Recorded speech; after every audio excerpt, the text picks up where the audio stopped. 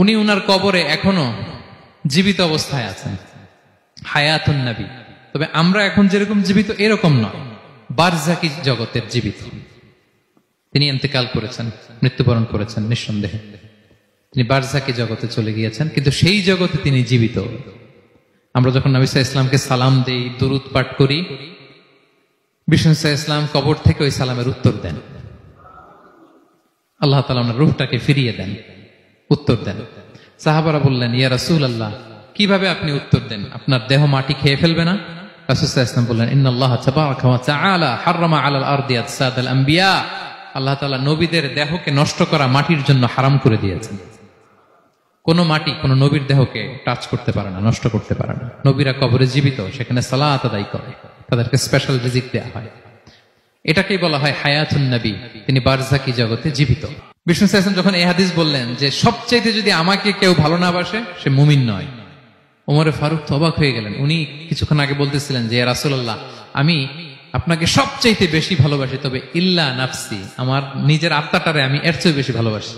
সবচেয়ে বেশি ভালোবাসি আমার আত্মাটারে, এরপরে ভালোবাসি আপনাকে। রাসূল সাল্লাল্লাহু আলাইহি ওয়াসাল্লাম বললেন, লা ইয়া ওমর, তোমার ঈমান এখনো পূর্ণ হয়নি। ওমরে ফারুক অবাক হলেন, শকড।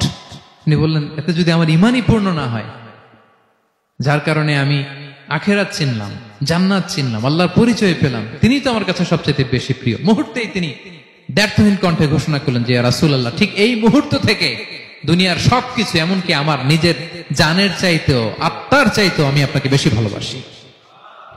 বিশ্বনবী বললেন, সহিহ বুখারীর বর্ণনা, আল আন ইয়া ওমর, ওমর এখন কামুলা ঈমানুক, এই মাত্র তোমার ঈমানটা পরিপূর্ণ হয়েছে। এবং আল্লাহর ভালোবাসা যদি আমরা পেতে চাই, আল্লাহ বলেন ফাত্তাবিউনি ইউহিব্বুকুমুল্লাহ। যদি আল্লাহর ভালোবাসা চাও, নবী সাল্লাল্লাহু আলাইহি ওয়াসাল্লামের অনুসরণ করো, এটা আবশ্যক, করতেই হবে। তার প্রতি ভালোবাসার নমুনা হিসেবে আমরা যেন তার প্রতি বেশি বেশি দুরূদ শরীফ পড়ি। আল্লাহুম্মা সাল্লি ওয়া সাল্লিম ওয়া বারিক আলাইহি সাল্লাল্লাহু আলাইহি ওয়াসাল্লাম।